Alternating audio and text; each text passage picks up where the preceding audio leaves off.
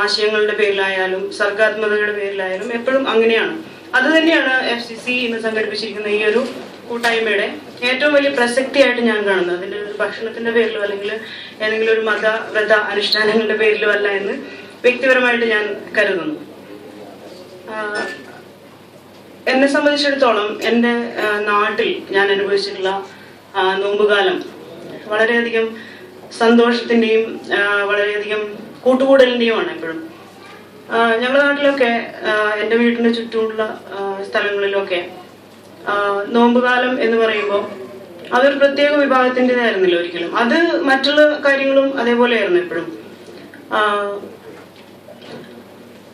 മുസ്ലിം കുടുംബങ്ങളായാലും Christian Hindu കുടുംബങ്ങളായാലും അതേപോലെ തന്നെ communist ആശയങ്ങൾ കൊണ്ട് നടക്കുന്ന എൻ്റെയൊക്കെ പോലുള്ള ഫാമിലികളായാലും വളരെയധികം ഒന്നിച്ചു ചേർന്ന്, അല്ലെങ്കിൽ ഇപ്പോൾ സുറമ്മയുടെ വീട്ടിലൊരു ഇഫ്താർ പാർട്ടി ഉണ്ടെങ്കിൽ ഞങ്ങളോടൊന്ന് പറഞ്ഞാൽ, അല്ലെ അപ്പുറത്തെ വീട്ടിലൊന്ന് പറഞ്ഞാൽ എല്ലാവരും കൂടെ ഉച്ചയ്ക്ക് ശേഷം ഒത്തുചേർന്ന് എല്ലാ വിഭവങ്ങളും ഒരുക്കുക, എല്ലാ പരിപാടികളിലും സഹകരിക്കുക. ഈവൻ അധികം സാമ്പത്തിക ശേഷി ഇല്ലാത്ത കുടുംബങ്ങളാണെങ്കിൽ വീട്ടിൽ നിന്നൊക്കെ ഉള്ള സാധനങ്ങളൊക്കെ കൊണ്ടുപോയിട്ട് ഉപ്പും മുളകും മഞ്ഞളൊക്കെ കൊണ്ടുപോയിട്ട് വിഭവങ്ങൾ ഒരുക്കുന്ന നല്ലൊരു ഓർമ്മയാണ് എനിക്ക് എപ്പോഴും നോമ്പുകാലത്തെ കുറിച്ച്. അപ്പോ അങ്ങനെയുള്ള ഓർമ്മകളിൽ നിൽക്കുമ്പോൾ പോലും ഇന്ന് എന്താണ് നമ്മുടെ നാട്ടിൽ, എങ്ങനെയാണ് നമ്മുടെ നാട്ടിൽ എന്നുള്ളത് വലിയൊരു സങ്കടവും ആശങ്കയും കൂടെയാണ്.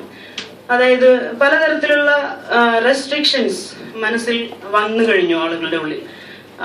ഒരു തരത്തിൽ ഒരു എന്താ പറയാ, തുറന്ന മനസ്സോടെ അല്ല പലതും കാണുന്നത്. പല തരത്തിലും ഉള്ള വിഭജനങ്ങൾ വന്നു കഴിഞ്ഞൊരു തലമുറയാണ് കേരളത്തിലായാലും മറ്റുള്ള സ്ഥലങ്ങളിലായാലും നമ്മൾ കാണുന്നത് എന്നുള്ളത് നമ്മൾ എപ്പോഴും ഓർക്കേണ്ട ഒരു കാര്യമാണെന്ന് എനിക്ക് തോന്നുന്നു. അതേപോലെ തന്നെ നോമ്പ് നോൽക്കാതെ തന്നെ വളരെയധികം ജീവിത സാഹചര്യങ്ങൾ കാരണം ഭക്ഷണം കഴിക്കാതെ തന്നെ ജീവിക്കുന്ന ഒരുപാട് ആളുകൾ ലോകത്തിന്റെ